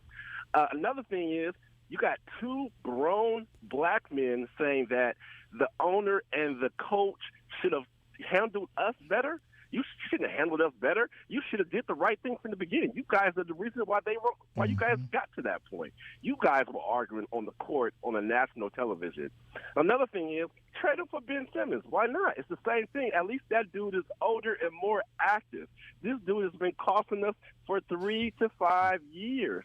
This dude he acts like okay, why would you say that to Steve Kerr when I love Mark Jackson? I didn't want Mark Jackson to be fired. But when he was fired, Steve Kerr came on. You got to put the rat on the table. He took us to 5 championships. We won 3. If they wouldn't have went to 5 championships, Steph Curry can go somewhere else and start. Klay Thompson can go somewhere else and start.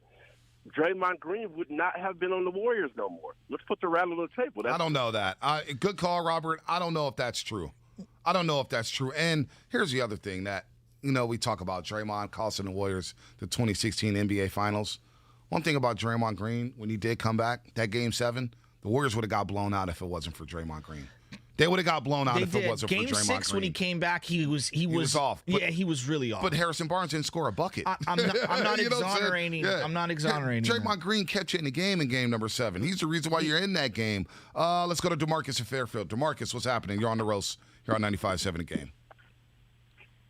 Hey, top of the morning, guys, man. Yeah, I've been listening to this since yesterday, man. I just got a little bits and pieces of what to say about this, man. But look, Draymond Green and Kevin Durant, I don't get the concept of putting them in the room. Bro, those are 2 grown-ass men, bro. They got each other's phone numbers. You could text each other, and plus it was a whole day. You think management suspended him for nothing? He was popping off at the mouth. That's what he was doing with them. And that was like, you know what, Dre, we got a game. You suspended, man, because they can't control him. This dude can do nothing wrong, bro. This dude can do nothing wrong. He goes off on Steve Kerr, want to bust him in the mouth, and he's still here. And on top of that, you got these youngsters, bro. You got these youngsters coming up into this organization, bro, and they're trying to start off their careers. How is that going to look, bro, if Drake can constantly disrespect the coaches and the organization, and they can feel like they can do it? I'm just saying, enough is enough. Let this dude go. Because, Bonte, let me ask you a question. If you was the owner of the Golden State Warriors, and then this was your money, bro, that you're paying Draymond Green, you're paying him. He can say what he wants to you, and you're not going to do nothing. Hey, I think the suspension was a slap on the wrist. This dude needs to get the hell out of Golden State. Hey. 888-957-9570. How you feeling about Draymond Green right now? Hey. Look, he said something there that I think people aren't getting, that some people aren't getting. What's that? Is that the Warriors still gave him $100 million. He's been able to conduct himself like this if you think it's a problem. No, they're not. You know what I'm saying? No, this part is you're right on this. Right. And I'll interrupt and you can finish. They have enabled him throughout the entire time because it has been beneficial for their bottom line financially and on the court. All right? That's not out of the realm of no one's doubting that. That is accurately there. What I'm saying now is the juice ain't worth the squeeze at this point. And you can find another player who I think is, if you're saying they're comparable, well, give me the younger guy. Give me the younger guy. Look, if Ben Simmons was available, I'd probably take Ben Simmons. I'd probably take him because of the age, because of the longevity of the contract, because of him finishing around the basket. Now, they both have flaws. They both have big-time flaws. Big-time flaws. So, trading Draymond Green, though, that's where we're at. That's where we're getting a lot. Just get him out of here. Well, because of this. And there's a lot of scar tissue. There's a lot of scar tissue. And here's the other part of this, B, and I think that this is real. How many times does somebody go, I'm going to get her this ring and we're going to get married and everything's going to be different. We're going to have kids and things are going to be different. I think that the Warriors gave him the contract hoping that over time the guy would eventually dial it down a little bit. However, this is something we discussed throughout the season all the time. If you take away that from Draymond Green, you don't get the optimal Draymond Green on the basketball court. Some of the things that he does, running hot, getting texts, yelling and stuff like that, that's the same stuff we grew to love because that's what gets him going on the floor. That's what gets him rolling on the floor when he's barking, when he's chirping, when he's balling, when he's hustling, when he's dropping dimes. But now you're excusing behavior the next day. When you show up the next day, it's not game day. I'm talking about the next morning. You show up to the facility and you're still enraged for an hour and 45 minute. I think he said, I didn't want to apologize. I don't want to apologize right now. Let me talk to Kevin Durant. And what should have happened, this is where I think Steve and Bob maybe messed up or whoever was part of the process. Maybe this is where it's like, we need to get you, KD, in a room right now. They shouldn't have waited until they got down to Houston on that road trip to where we saw the awkward photo of Kevin Durant and Draymond Green walking into the Toyota Center. They should have met that night or that morning. That didn't happen.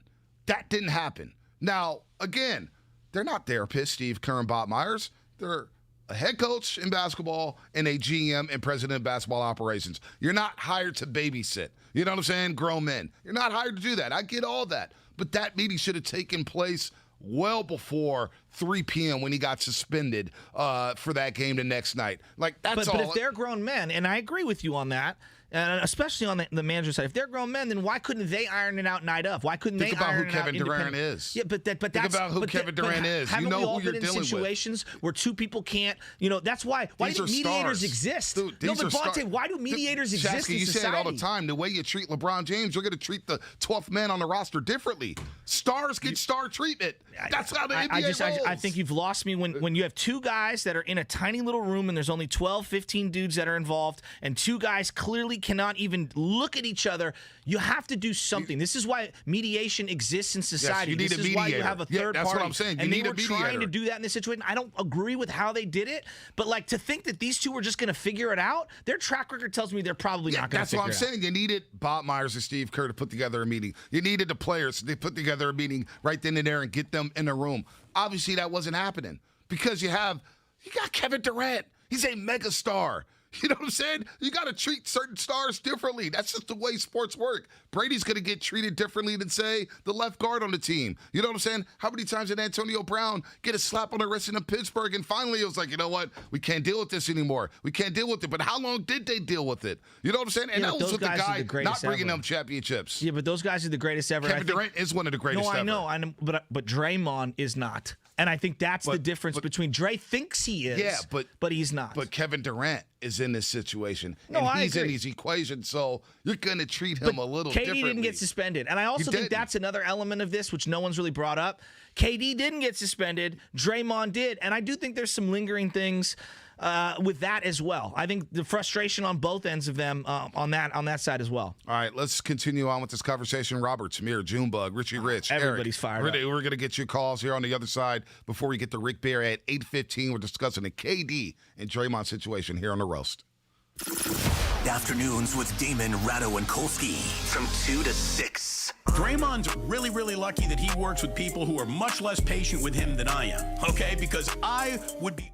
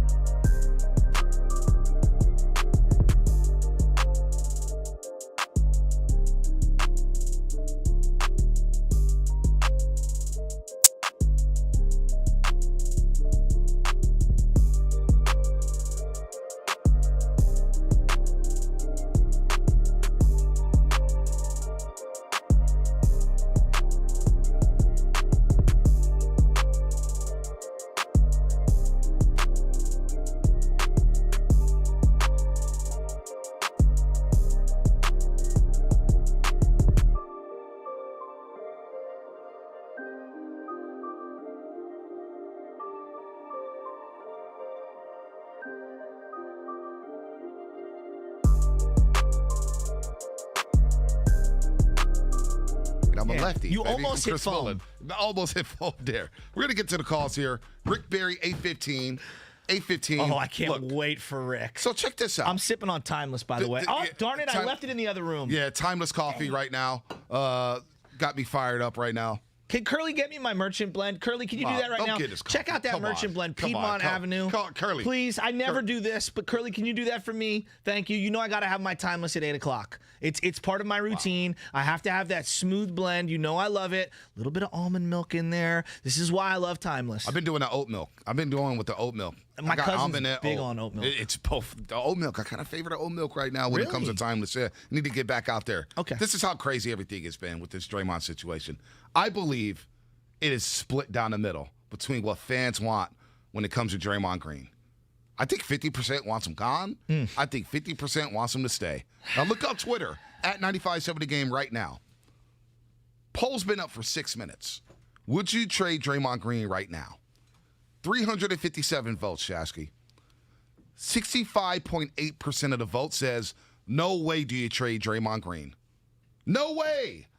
No matter Only what? 34.6 say yes. Now, the calls we got, and I'm looking at the board right now, and I'm looking at the text, and I'm looking at YouTube and Twitch. All the texts I'm seeing, most of them, is saying, get Draymond Green the hell out of town. This fan base is divided right now. Now, let's go back out to the lines. We're going to rat-a-tat-tat these calls. Can we play the Wojnarowski sound again from a couple years ago at some point in this 8 o'clock hour for people? Because obviously yesterday, the Bleacher Report is salacious, that some people say, but Draymond's contradicting himself, and the two of them contradicted themselves. That's where you miss me, because I don't think he's contradicting himself. If you have a mentor, you're going to say Bob's your mentor, you just don't treat your mentor like that. I wouldn't. He said 2 years ago, here's a sound where he says, okay, he was wrong. I just had to accept the fact that I was wrong. And once I was able to get over my stubbornness and accept the fact that I was wrong, I was able to move on.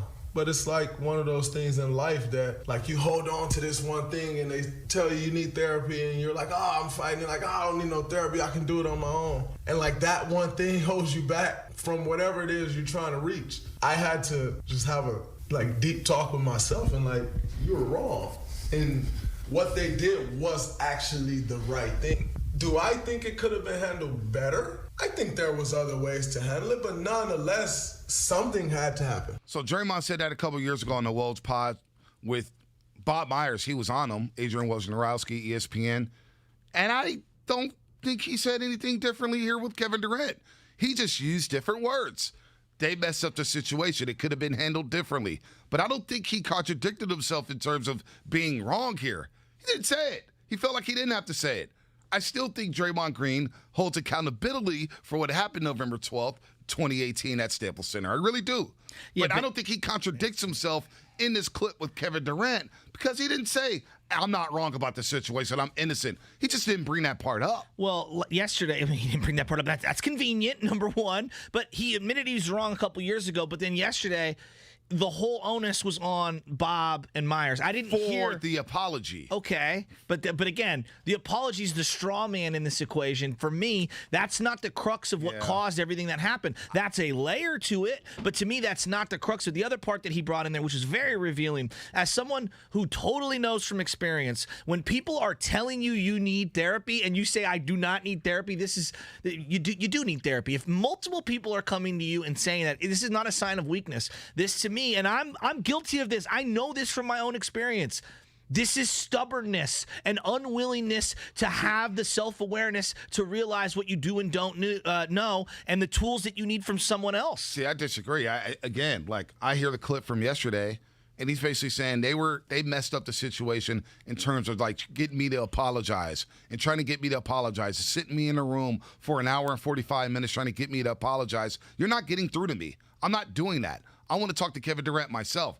But I don't hear in the clip yesterday where he says, I wasn't wrong for my actions at Staples Center. Where in that clip we just played, he just said, I was wrong for my actions at Staples Center.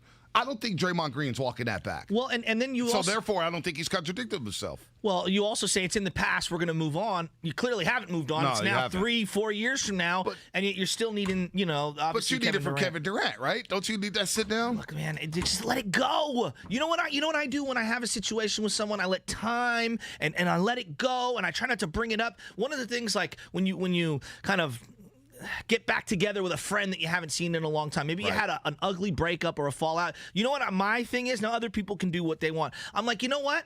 Let's just plow forward. Yeah. Let's stop reliving all of the negativity from the past and bringing all those wounds up. Let's just plow forward. Now, maybe I'm the one who's wrong in this situation. Let's hear from the fans. Let's hear from the fans. Tamir in Oakland. Let's rat-a-tat-tat. Then we'll get to Junebug, Richie Rich, and Eric. Tamir, what's happening, man? You're on the game.